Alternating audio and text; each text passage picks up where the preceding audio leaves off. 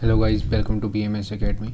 So today I'm going to present a lecture on Vision IAS 2021 first test series. ठीक है, और जो ये लेक्चर है वो दूसरा लेक्चर रहेगा और ये हम कोशिश करें कि जल्दी से जल्दी ये टेस्ट सीरीज़ कंप्लीट हो जाए ये सीरीज़. ठीक है, आज के 10 क्वेश्चन. पहला क्वेश्चन देख लेते हैं. Which of the following can be identified as the major objectives of the Niti Aayog? This is actually a direct question, but somewhere you can apply your background knowledge. ठीक है, fostering cooperative federalism. Obviously बहुत बार बात करी जाती है कि ये जो कोऑपरेटिव फेडरलिज्म है उसको बढ़ाने का काम करेगा. Now what is cooperative federalism?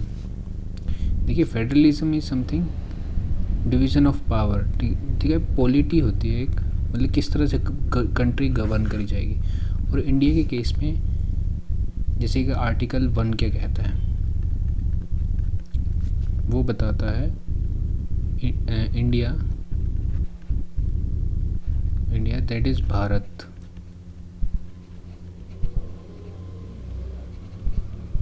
ठीक है, that is the Bharat union of states. Actually पहले तो ये नाम बताता है और दूसरा बताता है पॉलिटी के बारे में. Union of states. ठीक है, यूनियन ऑफ स्टेट्स. हमने यूनियन ऑफ स्टेट्स का यूज़ करा है यहाँ पे rather than federation of states. इसका जब ये बात उठी तो हमारे founding father of constitution Ambedkar ji ने ये कहा था कि ये इंटेंशनली लिया गया है union of states. Federation of states means मतलब स्टेट्स कलेक्टिवली क्या करेंगी, एक एग्रीमेंट में आएंगी. ठीक है, और उसका फेडरेशन बनाएंगी. जैसे कि एक एग्जांपल देखते हैं हम यूएस. बट इन इंडिया जो डिवीज़न करा गया है ना ये स्टेट्स का, आप 28 स्टेट्स देखते हैं, उनकी पावर का डिवीज़न है. ठीक है, फेडरलिज्म पावर का डिवीज़न है. 7th शेड्यूल, अलग अलग पावर्स दी गई हैं स्टेट्स को उस तरह से गवर्न करने की.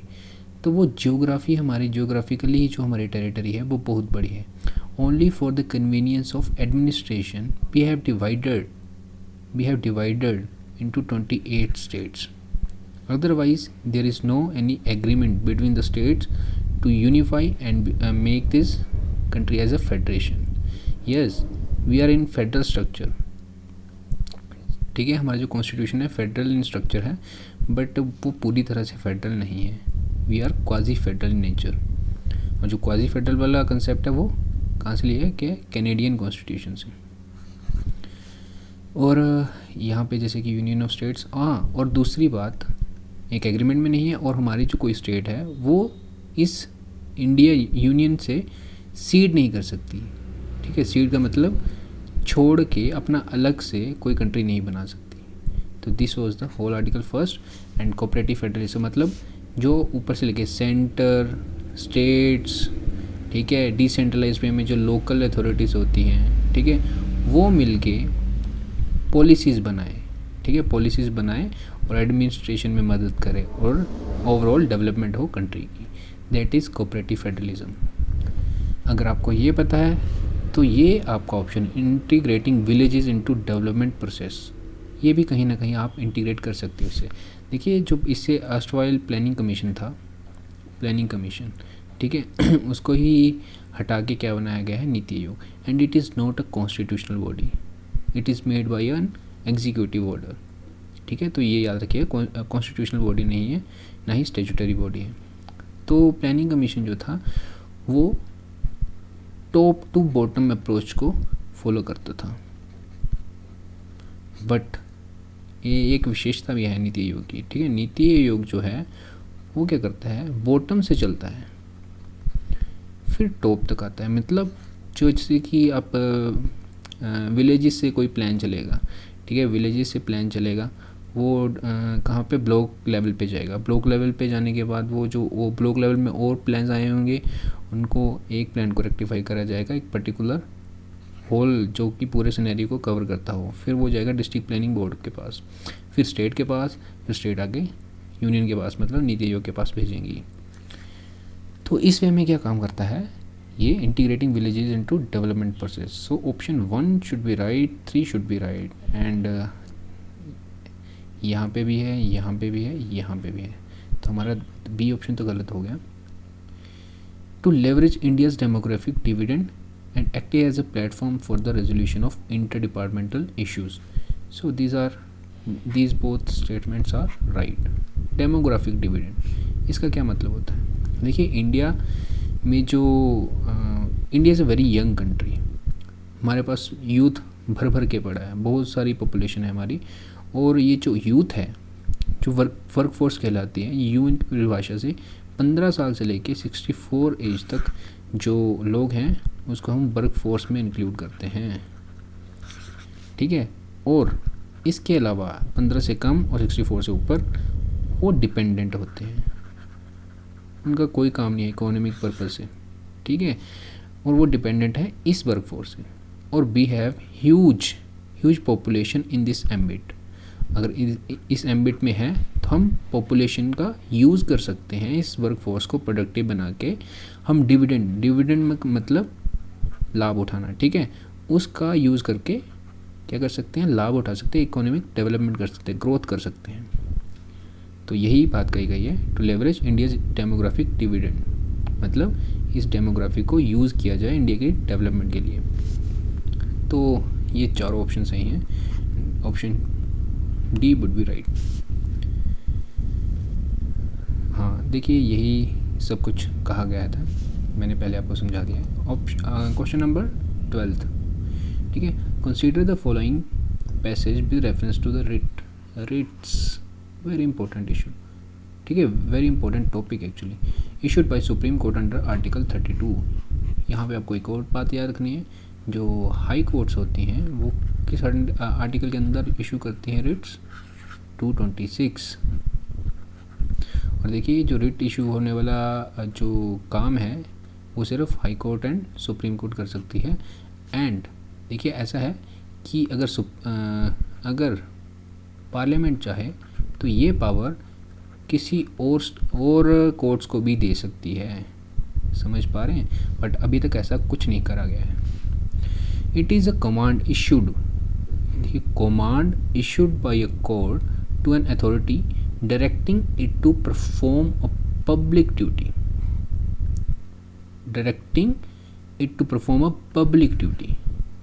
imposed upon it by law।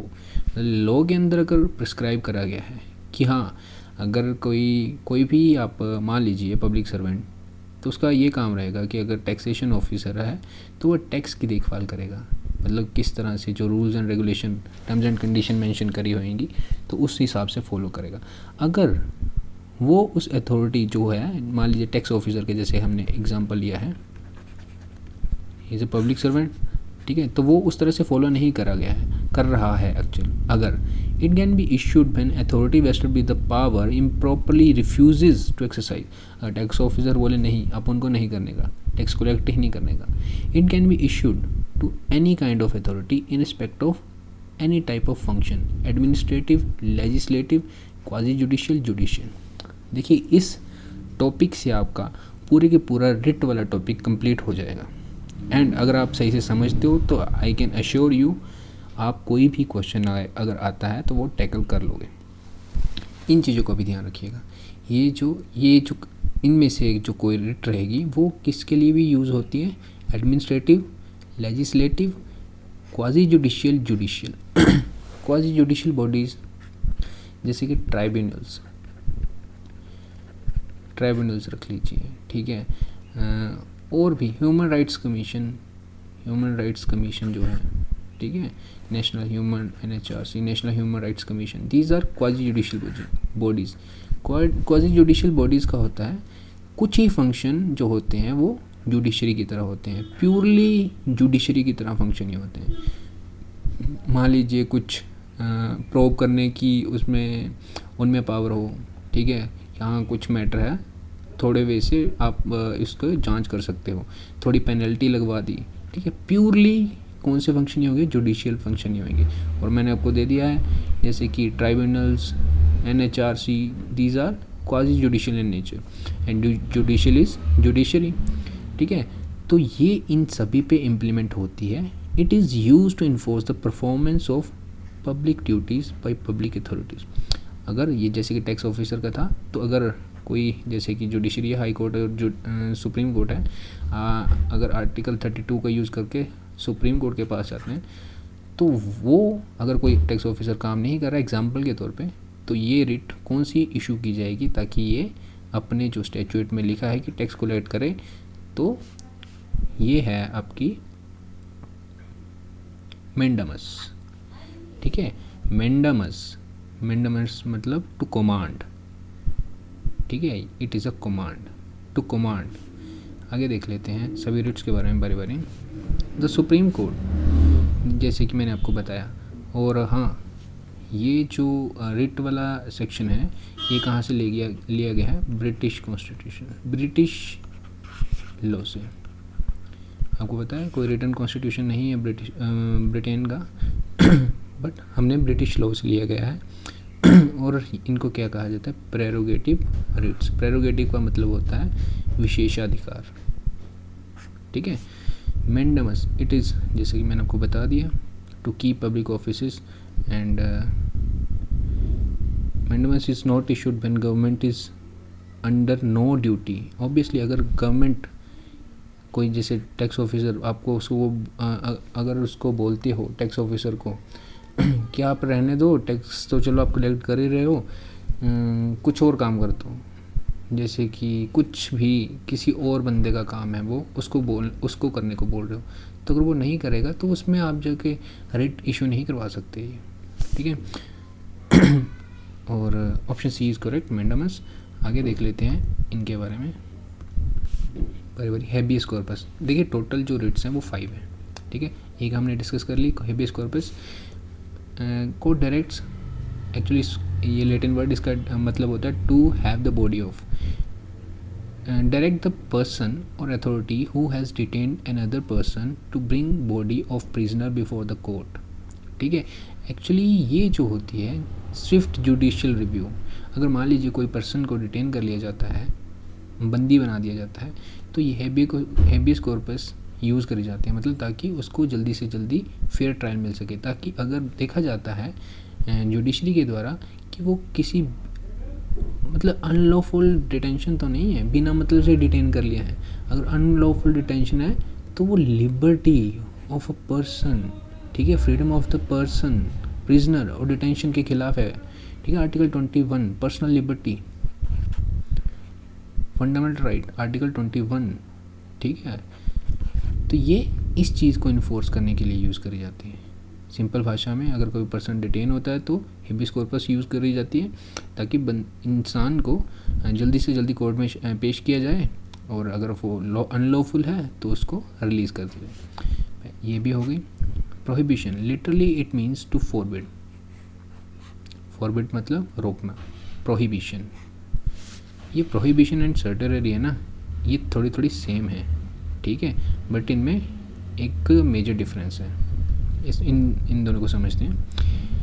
देखिए, प्रोहिबिशन मतलब high court to lower court, कोई भी हायर कोर्ट जैसे कि आपकी सुप्रीम कोर्ट होगी या हाई कोर्ट्स होगी, वो इशू करेंगी अपने से लोअर कोर्ट को और ट्राइब्यूनल्स को। ठीक है,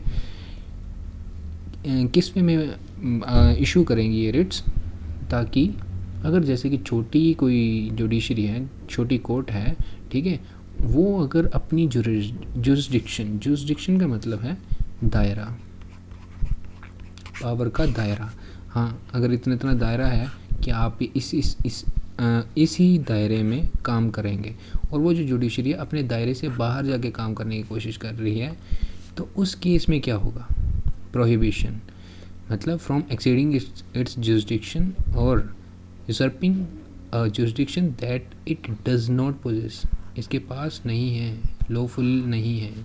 ठीक है, एंड इशूड ओनली अगेंस्ट, या ये इन चीज़ों का ध्यान रखिएगा, ओनली वर्ड्स वाले, ये एक्सेप्शंस बन जाती हैं ना, तो यूपीएससी ये पकड़ के लेता है। Only against judicial, quasi judicial authorities, very important. ठीक है, quasi judicial and judicial bodies के खिलाफ ही प्रोहिबिशन यूज़ करी जाती है। These are basic differences. अब it is not available for administrative, जैसे कि आपने इस केस में पढ़ा ना, वेट,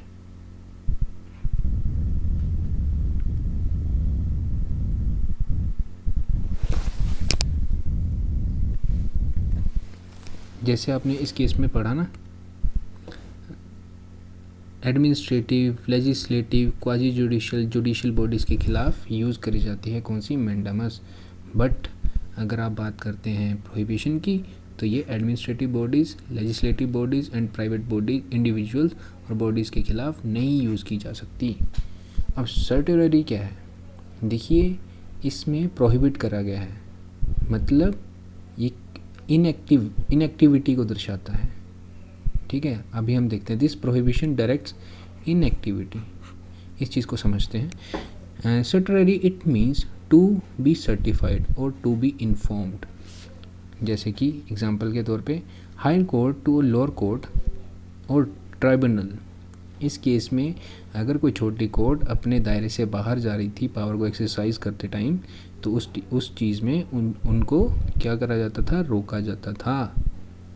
ठीक है, अब इस केस में क्या हुआ, अगर केसेस पेंडिंग है, अगर मान लीजिए हाई कोर्ट को किसी छोटी कोर्ट जैसे कि डिस्ट्रिक्ट कोर्ट पे लगता है कि ये केस क्यों पेंडिंग है, तो वो इस सर्टेलरी को यूज़ करके, रेट को यूज़ करके वो जो केस पेंडिंग है वो अपने पास ले लेगी। और क्वैश, ये इम्पोर्टेंट है, quash the order of letter.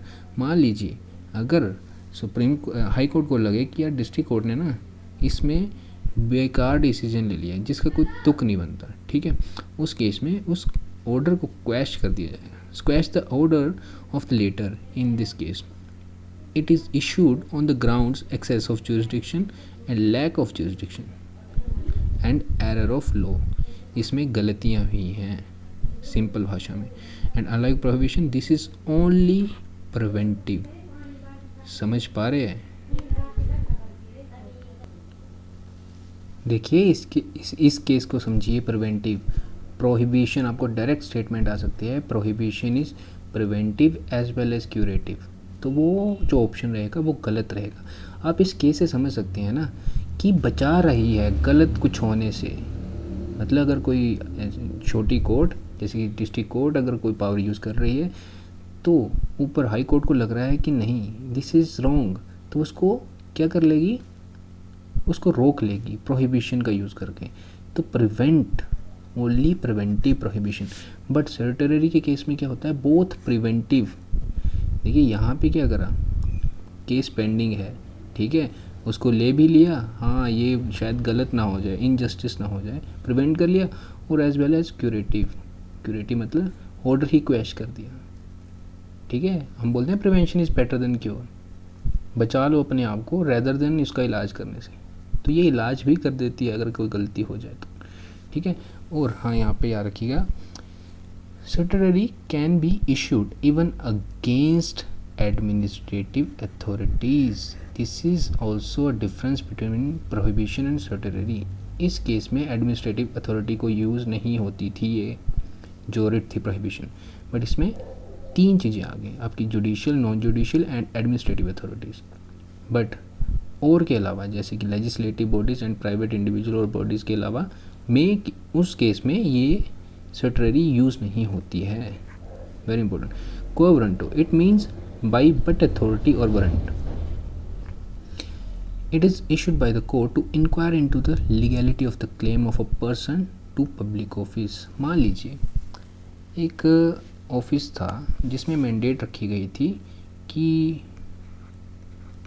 60 years तक क्या होगा, वो कोई भी ऑफिस है उसका टेन्योर मैक्सिमम जो एज रहेगी 60 ईयर्स तक रहेगी। बट उस ऑफिस में अगर वो कोई इंसान 61 ईयर्स का भी काम कर रहा है तो वो गलत है ना। 60 ईयर्स मेंशन है बट वो 61 ईयर्स का भी हो गया है, तो कौन सी रिट इशू करी जाएगी, क्वो वारंटो बाय बट अथॉरिटी और वारंट। बट वो याद रखिए पब्लिक ऑफिस होना चाहिए, पब्लिक ऑफिस का मतलब गवर्नमेंट ऑफिस होना चाहिए। ठीक है, और ये बात बहुत इंपॉर्टेंट है। Unlike the other four writs, other four writs this can be sought by any interested person। मतलब चाहे आप कर्नाटका बैठे हो, ठीक है, चाहे आप कर्नाटका बैठे हो, बट मैं यहाँ पे पंजाब या कहीं पे भी बैठा हूँ और वहाँ से मेरे को लग रहा है कि ऐसा केस है, तो मैं यहाँ से बैठे बैठे भी इस कोवरेंटो को यूज़ कर सकता हूँ, and not necessarily by the aggrieved person, जो कि इस केस से जिसको क्षति पहुँची है, जिसको डैमेज पहुँचा है, कोई भी कर सकता है सिंपल भाषा में। अगला question, due process following the statement, due process of law, due process of law, these are very important terms, all questions are very good, very interesting. Due process of law provides for judicial scrutiny against arbitrary actions of executive only. अरे only, और आपको पता है जब हम ये tricks देखते हैं प्रीलिम्स के लिए, ठीक है, तो ओनली वाले वर्ड्स की मैक्सिमम स्टेटमेंट्स को क्या बोला जाता है कि वो गलत करनी है, ठीक है, बट कुछ जैसे कि मैंने ऊपर कहा एक्सेप्शंस होती हैं ओनली करके, उनको ध्यान से पढ़ा करिए, ठीक है। इस स्टेटमेंट को देखते हैं बाद में। The procedure established by law provides judicial scrutiny against arbitrary actions of both legislative and executive. Okay, इसको भी देख लेते हैं। Article 21 of the constitution explicitly mentions the procedure established by law, ठीक है, this is right but these both are wrong. Actually ये जो due process वाली है ना, ये है और ये है, तो ऑप्शन सी इज राइट। देख लेते हैं इसको। देखिए आर्टिकल 21 क्या कहता है, deprived of his life and personal liberty except according to procedure established by law. ऐसा है, आप इंसान की जान ले सकते हो, ठीक है, फांसी जैसे कि एक एग्जांपल है, ठीक है, बट वो इस प्रोसीजर जो इस्टेब्लिश है हमारे लॉ में कि ऐसा लॉ बनना चाहिए, अगर ऐसा लॉ बनता है और वो कन्फर्मिटी में रहता है कॉन्स्टिट्यूशन के, तो वो चीज़ वैलिड रहेगी, ठीक है। पूरा प्रोसेस फॉलो होने के बाद, मैं फिर से रिपीट कर रहा हूँ, पूरा प्रोसेस होने के बाद अगर वो लॉ जो है वो कन्फर्मिटी में रहता है, जो वो हमारी कोर्ट्स होती हैं वो ये देखती हैं कि हाँ इसमें ये वाला प्रोसीजर फॉलो करा गया है, लोकसभा से पास किया गया, राज्यसभा से पास किया गया, ओके, इन दोनों से पास करने के बाद क्या प्रेसिडेंट से साइन हुए, अगर हो गए तो वो that is procedure established by law, वो चेक किया जाता है। बट ये बहुत नैरो कंसेप्ट है, और ये प्रोसीजर इस्टेब्लिश्ड बाय लॉ जो लिया गया है ना, ये जापान से लिया गया है, ठीक है। बोरोड हमारा एक फीचर है ना, बोरोड कॉन्स्टिट्यूशन वाला, बोरोड फीचर्स हमने कहाँ से बोरो करी गई हैं, तो ये जो प्रोसेस है ना, कौन सा प्रोसीजर इस्टेब्लिश्ड बाय लॉ, ये जापान से लिया गया है, और ये जो ड्यू प्रोसेस ऑफ लॉ है ये कंसेप्ट है यूएस का, ओके। तो but due process of law का क्या मतलब है, इस केस में क्या होता है, both legislative and executive actions पे स्क्रूटनी होती है, जांच होती है, मतलब एक थोड़ा ब्रॉड टर्म का कंसेप्ट है, ठीक है। इसको देख लेते हैं। देखिए ये जो कंसेप्ट है ना, जैसे कि due the procedure established by law, देखिए अगर उसने कंफर्म कर दिया है ना जुडिशरी ने कि हाँ ये जो अगर लॉ बना है कंफर्म्ड है लेजिस्लेचर, ठीक है, तो उस केस में arbitrary actions of the law, तो उस केस में अगर एग्जीक्यूटिव उस लॉ को इम्प्लीमेंट करते टाइम उस लॉ के खिलाफ उसके इधर या उधर जाते हैं, मतलब उसकी जो डायरेक्शंस होती हैं उससे उनको फॉलो नहीं करते हैं, उस लॉ को फॉलो नहीं करते हैं, तो वो जांच करती है आर्बिट्रेरी एक्शंस। तो ये जो डेफिनेशन थी जैसे मैंने पहले बताया, इसकी है, ये इसकी है। अब इस केस में क्या हुआ, इसमें ड्यू प्रोसेस ऑफ लॉ में ये बड़ा है, एक्चुअली ये थोड़ा एम्बिट इसकी बड़ी है। ये तो पहले जुडिशरी के हिसाब से देखता है कि हाँ इसमें प्रोसीजर जो है इस्टेब्लिश जो है वो फॉलो किया गया है, अगर वो जो रूल्स एंड रेगुलेशन फॉलो करे गए हैं तो ये फेयरनेस को भी देखता है। हाँ अगर पूरा प्रोसीजर फॉलो होने के बाद अगर बोल दिया जाए कि हाँ हम किसी की भी लाइफ ले सकते हैं, मैं एक बहुत बड़ा ब्रॉड एग्जांपल ले रहा हूँ, प्रोसीजर इस्टेब्लिश बाय लॉ के हिसाब से देखा जाए तो क्या ये सही है? हम किसी की भी जान ले सकते हैं, बिना मतलब से ले सकते हैं, ऐसा होता तो नहीं है but still I am giving an example, ठीक है। तो उस केस में ये ड्यू प्रोसेस ऑफ लॉ की बात आती है, ये क्या फेयर है? किसी की भी जान ले लो बिना मतलब से, तो ये ड्यू प्रोसेस ऑफ लॉ जो है इसकी एम्बिट बड़ी है। और यहाँ पे गोपालन केस की बात करी गई है 1950, ठीक है। गोपालन केस 1950 में सुप्रीम कोर्ट ने बहुत ही नैरो इंटरप्रिटेशन दी आर्टिकल 21 की। उसने कहा article 21 is only against arbitrary executive actions, ठीक है, only arbitrary executive actions, not for legislative actions.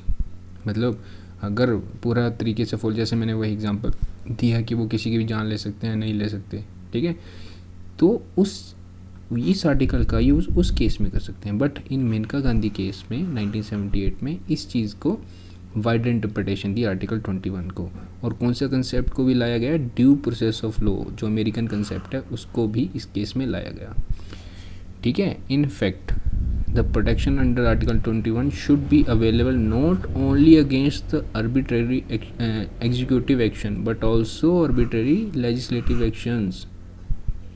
ये थोड़ी ना है कि आप किसी की भी जान ले लोगे, तो इन चीज़ों का भी ध्यान रखा जाएगा आर्टिकल 21 के हिसाब से, ठीक है। This is whole concept and both doctrines are very important. अगला देख लेते हैं। Constitution prescribes imposition of president rule in a state. Constitution provides president rule in a state. Article 356.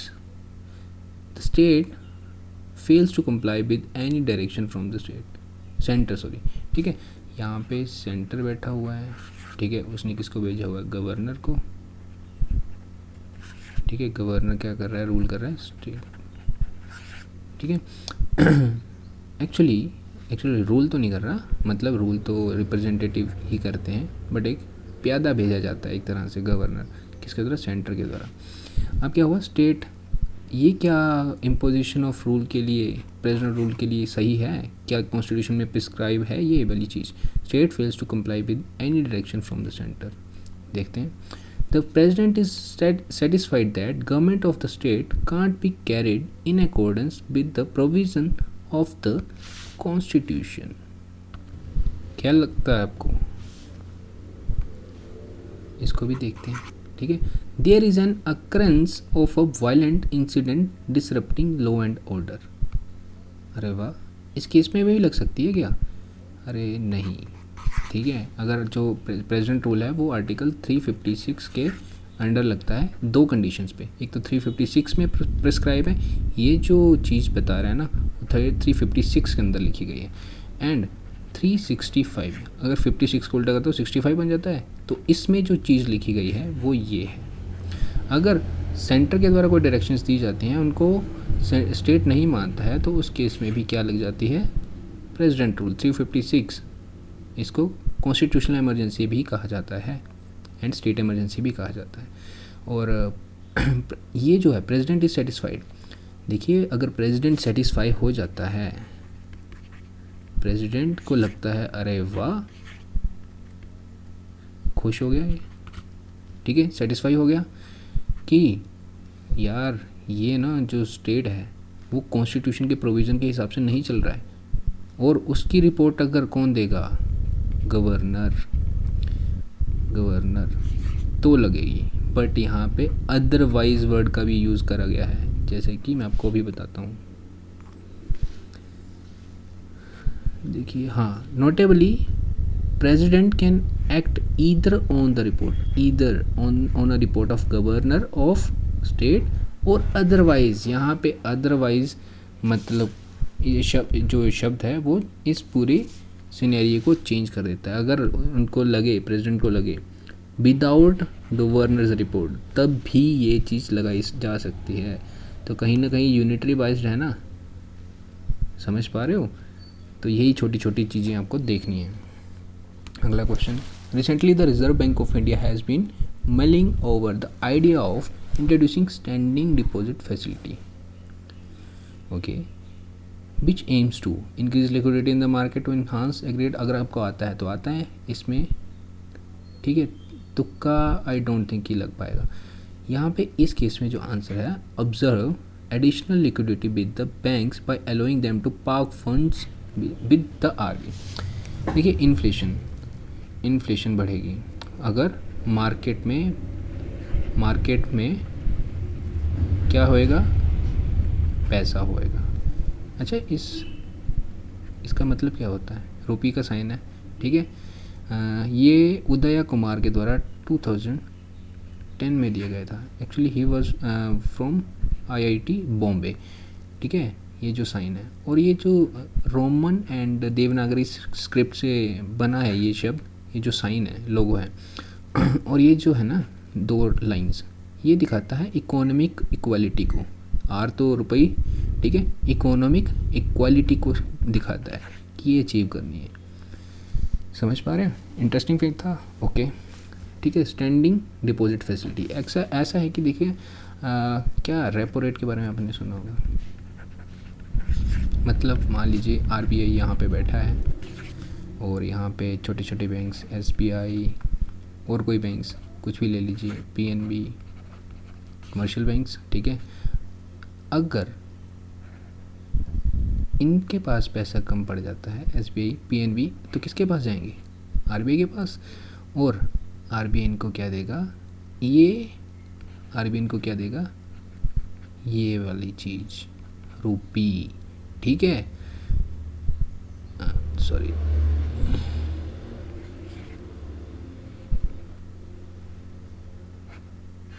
ठीक है। बट बदले में क्या लेगा, कुछ ना कुछ तो लेगा ना। इनको कहते हैं सिक्योरिटीज़, जो कि किसके पास पड़ी होंगी, SBI banks, in commercial banks के पास पड़ी होंगी, ठीक है।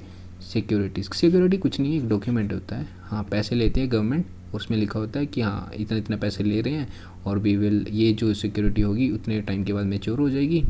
हाँ, एक एग्रीमेंट होता है ना कि हाँ पैसे ले रहे हैं, तो आप, ये एक इंस्ट्रूमेंट है और आप इसको यूज़ कर सकते हो। आप, हमारी गारंटी है, गवर्नमेंट की गारंटी सबसे बड़ी मानी जाती है ना, तो यहाँ पे साइन होंगे, इंडिया वगैरह वगैरह कुछ होएगा, ठीक है। तो ये सिक्योरिटी देती है ऊपर, हाँ, कि आप आरबीआई साहब आप ये ले लीजिए और हमें पैसे दे दीजिए। अगर पैसे नहीं भी आते हैं तो आप इस सिक्योरिटी से पैसे वसूल लेना गवर्नमेंट से। तो आरबीआई क्या करेगा, इनको पैसे दे देगा और रेपो रेट मतलब इंटरेस्ट रेट तो लेगा ना। अगर ये एसबीआई क्या करता है, वापस देने जाता है पैसा, ठीक है, और सिक्योरिटीज़ वापस लेने आता है कि भाई साहब, आरबीआई साहब, मेरे पास पैसे आ गए हैं, ये सिक्योरिटी तो आप वापस दे दो मेरे को। तो ये क्या बोलेगा, ठीक है भाई साहब, जो हमने पहले एग्रीमेंट करा था ना रेपो रेट के हिसाब से, पैसे मेरे को एक्स्ट्रा इंटरेस्ट रेट उस पर चाहिए। तो ये तो बात होगी रेपो रेट की। रिवर्स रेपो रेट, अब भाई साहब आरबीआई को ज़रूरत पड़ गई है पैसे की, क्योंकि इसको लगा मार्केट में बहुत पैसा है। क्योंकि जो इन्वेस्टर्स होंगे वो इन्हीं बैंक्स के पास जाते हैं ना लोन्स लेने के लिए, और उनके पास जाएंगे तो क्या होगा, वो इन्वेस्ट करेंगे, और इन्वेस्ट करेंगे तो लेबर के पास पैसा आएगा, लेबर के पास पैसा आएगा तो वो सर्कुलेट करना शुरू कर देंगे, अच्छे अच्छे अपनी नीड्स को फुलफ़िल करना शुरू करेंगे, तो मार्केट में मनी बढ़ गई और डिमांड सप्लाई वाला कंसेप्ट आ गया। ये डिमांड एंड सप्लाई डिसरप्ट नहीं होनी चाहिए, तो इशू हो जाता है इन्फ्लेशन का, ठीक है। इस चीज़ को बनाए रखने के लिए आरबीआई क्या करता है, एसबीआई वगैरह से क्या बोलेगा, भाई साहब ऐसा करो, मैं आपको क्या देता हूँ, मैं देता हूँ आपको इंटरेस्ट रेट, ठीक है, मतलब मैं आपको इंटरेस्ट दूंगा एक पर्टिकुलर अमाउंट पे। हमेशा जो रिवर्स रेपो रेट होता है, रिवर्स रेपो रेट से कम होता है, लेस होता है, ठीक है। अब यार आरबीआई तो सबसे बड़ा है ना, ये थोड़े ना खुद को घाटे में रखेगा। एसबीआई से क्या लिए इसने, पैसे, और बदले में क्या दी, सिक्योरिटीज़, ये भी सिक्योरिटीज़ देगा, ठीक है, और बदले में रिवर्स रेपो रेट के हिसाब से पैसे वापस कर देगा। बट अब यहाँ पे क्या है,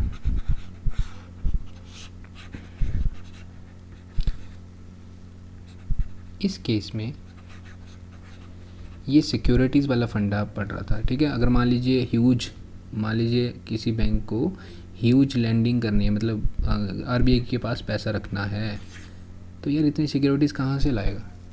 तो ये जो स्टैंडिंग डिपॉजिट फैसिलिटी है ना, ये लाई जा रही है।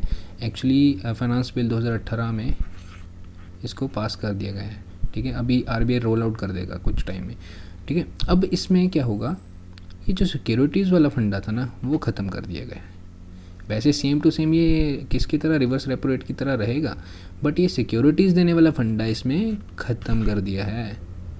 समझ पा रहे हो, ये इसलिए करा जा रहा है ताकि ज़्यादा मनी सप्लाई बढ़ ना जाए मार्केट में। आई थिंक आप समझ गए होंगे standing deposit facility.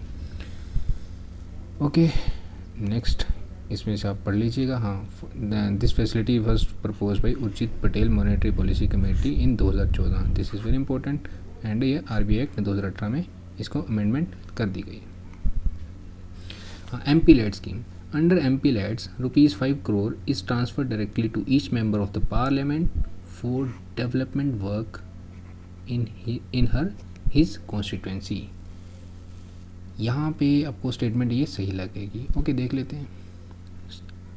Nominated members of Rajya Sabha and Lok Sabha are not entitled under this scheme. Nominated member आपको पता होना चाहिए बस। Ministry of statistics and programme implementation is the nodal ministry of the. अगर यार भाई साहब, अगर आपको इतना सा पता है ना नॉमिनेटेड मेंबर्स के बारे में, तो पूरा क्वेश्चन निकल जाएगा। दूसरा ऑप्शन इज़ रॉन्ग, तो ऑप्शन डी इज़ राइट। देखिए, नॉमिनेटेड मेंबर्स को भी ये स्कीम के अंडर डाला गया। एक्चुअली ये क्वेश्चन क्यों डाला गया, एमपी लेड स्कीम को 2 सालों के लिए बंद कर दिया गया क्योंकि कोविड-19 की वजह से। ऐसा होता है कि हर एक एमपी कौन होता है, राज्यसभा लोकसभा का मेंबर। तो ऐसा है, मान लीजिए लोकसभा के केस में, लोकसभा के केस में क्या होगा, 5 करोड़ हर साल किसको दिया जाएगा, एमपी को डेवलपमेंट पर्पज़ के लिए। बट ये डायरेक्टली, नॉट डायरेक्टली। एमपी क्या करेगा, चूज़ करेगा किसको, एक डिस्ट्रिक्ट कलेक्टर को इन हिज कॉन्स्टिट्यूंसी। ये लोकसभा की केस है, उसको अपनी कॉन्स्टिट्यूंसी, मान लीजिए कॉन्स्टिट्यूंसी बड़ी होती है, district is something else, constituency is something else. एक कॉन्स्टिट्यूंसी के अंदर 3-4 डिस्ट्रिक्ट भी आ सकते हैं, एक भी डिस्ट्रिक्ट आ सकता है, 2 भी आ सकते हैं। अगर मान लीजिए 2 का केस है तो उसको जो अच्छा लगेगा कि हाँ ये वाला डिस्ट्रिक्ट डीसी जो है उसको पैसे भेज दीजिए, एक पर्टिकुलर मान लीजिए डीसी ए के पास भेज दीजिए, तो वो जो पैसा डायरेक्टली एमपी के पास नहीं, इस डीसी के पास आएगा, ठीक है। और वो चैनलाइज करेंगे प्लान बना के। ये तो हो गया लोकसभा का केस। बट राज्यसभा के केस में क्या होता है, पूरी स्टेट से, ठीक है, पूरी स्टेट में कहीं पे भी वो किसी भी डिस्ट्रिक्ट कलेक्टर को चुन के, इस केस में भी डायरेक्टली नहीं आएगा, इस केस में भी डीसी को चुनना पड़ेगा, और वो डीसी जो होगा क्या होगा, किसी भी डिस्ट्रिक्ट में से चुन सकता है। जो राज्यसभा का मेंबर है, एमपी होएगा राज्यसभा से, वो कोई भी डीसी चुन के उसको यहाँ से नोडल मिनिस्ट्री पैसे ट्रांसफ़र कर देगी, ठीक है। अब जो नॉमिनेटेड होते हैं उस केस में क्या होता है, अरे भाई ये जो होते हैं पूरे इंडिया में, समझ गए केस, पूरे इंडिया में कोई भी कॉन्स्टिट्यूंसी को चुन के लगा सकते हैं। बट ये बात याद रखिएगा डायरेक्टली वाली। और nominated untitled under not, yes entitled, that's why this statement is also wrong. हाँ, और इस केस में directly works anywhere in the country, ठीक है। और mostly ministry of statistics and programme implementation is the nodal agency, ठीक है। तो बस इसमें ये था। हाँ, this is very important. At least 15% of the MP LADS entitlement for the year, हर ईयर एटलीस्ट 15% जो पैसा जाएगा वो किस एरिया में जाएगा, जहाँ पे शेड्यूल कास्ट पॉपुलेशन है रहती है, और 5% वहाँ पे जहाँ पे एसटी पॉपुलेशन है, ठीक है। और इस फंड को कन्वर्ज भी किया जा सकता है मनरेगा और खेलो इंडिया फंड्स के साथ। डायरेक्ट क्वेश्चन बन सकते हैं यहाँ पे। Okay, with reference to colab CAD, ये क्या है, अगर आपको पता है तो पता है, नहीं तो आप आंसर नहीं दे पाओगे। Recently seen in news, consider the following statement. ये जो है ना कोलैब कैड, ये कोलैबोरेशन है, किसके द्वारा लॉन्च करी है, एक कोलैबोरेशन है NITI Aayog and Atal innovation mission and national informatics centre के द्वारा जो जॉइंटली लॉन्च 2020 में, ठीक है। और अगर आप थोड़ा इंजीनियरिंग बैकग्राउंड से रहेंगे तो आपको पता होगा कैड, कंप्यूटर एडेड डिज़ाइन, ठीक है। तो option B is right, is to provide a platform to students of Atal tinkering labs, ठीक है, across the country to create modified 3D design. ये 3D डिज़ाइन बनाने के लिए great platforms to students of Atal tinkering labs, ठीक है। और जो कोलैब कैड है वो 2.5 मिलियन स्टूडेंट्स को हेल्प करेगा। उस जो 2.5 मिलियन मतलब 25 लाख के आसपास स्टूडेंट इस चीज़ को एक्सेस कर सकते हैं। Definitely this is very helpful. अब आपका ये काम रहेगा कि आप अटल टिंकरिंग लैब्स के बारे में पढ़िएगा और अटल इनोवेशन मिशन के बारे में पढ़िएगा। Question number 18, the constitution of India only mentions office of the chief election commissioner and not CEC। Okay, क्या लगता है, देखते हैं इसको। The CEC chief election commissioner has overriding powers while deciding, क्या है, अपॉन एनी मैटर और issue. क्या ओवरराइडिंग पावर है, इतनी ज़्यादा चलती है? चीफ है यार, ऑब्वियसली चलेगी, चीफ इलेक्शन कमिश्नर। अरे गलत, नहीं चलती है, तीनों एक समान है। ये एक्चुअली कॉन्स्टिट्यूशन में ये भी स्टेटमेंट गलत है, ये भी गलत है, और इंजॉय सिक्योरिटी ऑफ टेन्योर ये भी गलत है। Option D is right. कैसे? देखिए, कॉन्स्टिट्यूशन का आर्टिकल 324 इलेक्शन कमीशन के बारे में बोलता है, एंड वो बोलते हैं, जो आर्टिकल ये बोलता है कि there should be election commission, ठीक है, chief election commissioner and with his associates, मतलब इलेक्शन कमिश्नर्स। बट वहाँ पे ये चीज़ मेंशन नहीं है कि 2 होने चाहिए, 3 होने चाहिए, और वो काम किसको दिया गया है? प्रेसिडेंट को। टाइम टू टाइम फिक्स कर सकता है इनकी स्ट्रेंथ को, ठीक है। तो अभी के लिए जो है, एक जो है CEC है एंड 2 जो है क्या है, ECs। बट इलेक्शन कमिश्नर ये चीफ इलेक्शन, बट तीनों की पावर्स अगर देखा जाए ना, वो इक्वल टू है पावर। जो चीफ इलेक्शन कमिश्नर है इसका सिक्योरिटी ऑफ टेन्यूर रहता है, बट इलेक्शन कमिश्नर्स और जो इनको रिमूव करा जाता है ना CEC को, वो किस तरह से जज ऑफ द सुप्रीम कोर्ट की तरह रिमूव किया जाता है। That is the whole process, we will not discuss here, otherwise ये वीडियो बहुत लंबी बन जाएगी। तो इलेक्शन कमीशन का क्या केस है? इस केस में प्रेसिडेंट, अगर इनको भी रिमूव नहीं किया जा सकता तब तक जब तक CEC chief election commissioner president को रिकमेंड न करे कि भाई साहब यार मेरे को अच्छे नहीं लग रहे, इनको रिमूव कर दिया जाए, तो ये रिमूव हो जाएंगे। तो सिक्योरिटी ऑफ टेन्यूर इनका मेंशन नहीं है कॉन्स्टिट्यूशन के अंदर, ठीक है। तो वो स्टेटमेंट्स आर रॉन्ग, यही चीज़ें लिखी गई हैं इसमें। Indian constitution ensures individual freedom, social justice, community based right. आपको ब्रॉड थिंकिंग होनी चाहिए इस क्वेश्चन को सॉल्व करने के लिए। इंडिविजुअल फ्रीडम, ऑब्वियसली यार, कॉन्स्टिट्यूशन के फंडामेंटल राइट्स आपने अगर ध्यान से पढ़ी होगी लक्ष्मीकांत, तो वो क्या बोलते हैं कि overall development of the individual, और ओवरऑल डेवलपमेंट क्या होगी? तब होगी जब इंडिविजुअल फ्रीडम होगी। लिबर्टी का कंसेप्ट आता है, ठीक है, किस में मेंशन है? इवन आपके प्रियम्बल में भी मेंशन है, ठीक है। और वहाँ पे जब आप डेमोक्रेसी के बारे में पढ़ते हैं ना, डेमोक्रेसी के बारे में, तो वहाँ पे एक सोशल डेमोक्रेसी का भी कंसेप्ट आता है, और सोशल डेमोक्रेसी का मतलब होता है a life recognising liberty, equality, fraternity, और ये तीनों की ट्राइनिटी होनी चाहिए। अगर इन तीनों में से कोई भी मिसिंग होता है ना, तो वो अलग अलग केसेस बना देती है। We will not discuss here, ठीक है। वो अलग अलग केसेस बना देती है। आप जो आपकी लक्ष्मीकांत है उसमें इस चीज़ को जाके पढ़िएगा, ठीक है। तो इंडिविजुअल फ्रीडम कहीं ना कहीं मेंशन है, कॉन्स्टिट्यूशन इंश्योर्स इंडिविजुअल फ्रीडम, ठीक है। आपका इवन की social justice, okay, social justice, ये सारा का सारा सोशल जस्टिस ही तो है, ठीक है।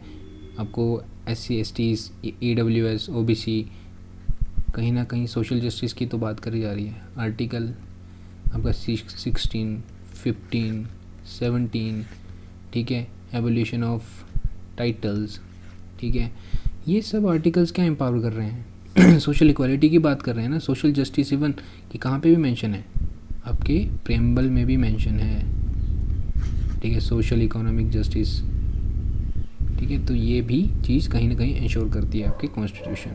एंड कम्युनिटी बेस्ड राइट, मतलब देखिए कम्युनिटी के अंदर हमारा कॉन्स्टिट्यूशन बहुत फॉरवर्ड है, बहुत दूर तक सोचा गया है, ठीक है। हमारा डाइवर्सिटी, यूनिटी इन डाइवर्सिटी की बात करी जाती है, बहुत सारी कम्युनिटीज़ हैं, अगर कम्युनिटीज़ में हारमोनी नहीं रहेगी तो इंडिया डेवलप नहीं ना कर पाएगा। तो इस चीज़ को इंश्योर करने के लिए आर्टिकल 29-30 की में भी बात करी गई है, ठीक है। कल्चरल, जो आपकी कल्चरल एंड लिंग्विस्टिक माइनॉरिटीज़ की बात करी गई है, ठीक है। आपको 25 से लेकर 28 तक रिलीजियस आपको अधिकार दिए गए हैं, आप अपने रिलीजन को फॉलो कर सकते हैं, ठीक है। एंड वी आर, कौन सी कंट्री हैं हम, धर्मनिरपेक्ष सेक्युलर कंट्री, बट हमने कौन सा कंसेप्ट लिया है, पॉजिटिव सेक्युलरिज्म का। वेस्टर्न वर्ल्ड में नेगेटिव सेक्युलरिज्म का कंसेप्ट लिया। पॉजिटिव सेक्युलरिज्म का मतलब है कि स्टेट सभी धर्मों को इक्वल वे से देखता है, बट नेगेटिव में मतलब इसके लिए धर्म कुछ है ही नहीं है, ठीक है। सेक्युलर हैं दोनों, ठीक है, बट स्टेट के लिए धर्म मैटर नहीं करता, बट ये इक्वल प्रोटेक्शन देता है सभी धर्मों को। तो ये कम्युनिटी बेस्ड राइट की बात करी गई है। ये तीनों आंसर ठीक है। Okay, it was the erstwhile princely state ruled by Chogyal dynasty. It became protectorate of India in 1947 after the lapse of British paramountcy. ठीक है, it became an integral part of India through a referendum. Okay, बहुत सारी चीज़ें बता दी गई हैं hint करने के लिए। Recently it was in news due to controversial advertisement by the Delhi government. कौन सी है, अरे ये चोग्याल डायनेस्टी, ये सब चीज़ें, और थोड़ा सा करंट अफेयर से आपको पता है, तो इसका आंसर है सिक्किम। देखिए चोग्याल डायनेस्टी रही थी 1642 से लेके 1975 तक सिक्किम में, ठीक है। चोग्याल डायनेस्टी, मोनार्की थी वहाँ पे। मोनार्की आपको पता रहेगा, monarchy and Republican system. Monarchy में हेरिडिटरी सिस्टम चलता है, वहाँ पे head of the state is not chosen by the people, it is legacy system, ठीक है, हेरिडिटरी सिस्टम चलता है। But in the Republican system, Republic day भी आ रहा है, रिपब्लिक का आपको मतलब भी पता होगा, मतलब head of the state would be chosen by the people of the country directly और इनडायरेक्टली। इंडिया के केस में इनडायरेक्ट होता है, ठीक है।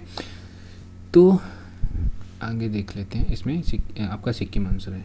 टिल 1947, इसका पूरी हिस्ट्री दी गई है, रोल्ड बाय द चोग्याल के, कहाँ तक, 1975 तक। 1947 after lapse of British paramountcy, Sikkim became protectorate. मतलब प्रोटेक्टोरेट का मतलब होता है मैक्सिमम कंट्रोल, किसी की प्रोटेक्शन में आ जाना, इंडिया की प्रोटेक्शन में आ गया था ना, ठीक है। मैक्सिमम कंट्रोल इंडिया का, सोवरन मैटर्स, कोई सोवरन कंट्री नहीं ना रही वो, मैक्सिमम जो अफेयर्स थे आपके डिफेंस, एक्सटर्नल कम्युनिकेशन, सारे के सारे इंडिया गवर्नमेंट के पास आ गए। फिर 1974 में क्या हुआ, सिक्किम ने एक्सप्रेस करा कि हाँ we want to become a associate state. तो क्या करा, 35th कॉन्स्टिट्यूशनल अमेंडमेंट पास कर गई 1974 में। बट क्या हुआ, फिर लोगों को लगा कि यार वी आर नॉट सेटिस्फाइड, ठीक है। तो उनको लगा कि पूरी की पूरी बन जाना चाहिए एसोसिएट, मतलब कुछ ना कुछ अधिकार फिर भी रहे होंगे ना उनके पास, ठीक है। वो पूरा का पूरा फील नहीं ले पा रहे थे किस होने का, स्टेट होने का, इंडियन स्टेट। फिर रेफरेंडम हेल्ड किया गया। This is a part of direct democracy. आपने डायरेक्ट डेमोक्रेसी के बारे में पढ़ा होगा, initiation, recall, plebiscite, referendum. Referendum मतलब जब डायरेक्ट वोट किया जाता है, किसके द्वारा, लोगों के द्वारा, ठीक है। तो दे voted for the abolition of the institution for of Chogyal and Sikkim become the integral part of the India. और कौन सी अमेंडमेंट के द्वारा, 36 कॉन्स्टिट्यूशनल अमेंडमेंट 1975। और ये कौन सी बनी थी, 22nd स्टेट बनी थी। ओके, तो I think it is over now. अगर आप कोई भी सजेशन देना चाहें, अगर आपको लग रहा है कि वीडियोज़ लंबी बन रही हैं, अगर मेरे को सिर्फ पढ़ के बताना है तो भी बता दीजिए, और अगर आपको अच्छा लगा है तो आप कमेंट बॉक्स में बता सकते हैं। अगर डाउट रहेगा फिर भी बोल सकते हैं, पूछ सकते हैं कभी भी। और अगर आपको अच्छा लगे तो आप शेयर कर सकते हैं। Share is your knowledge square. Thank you and have a good day.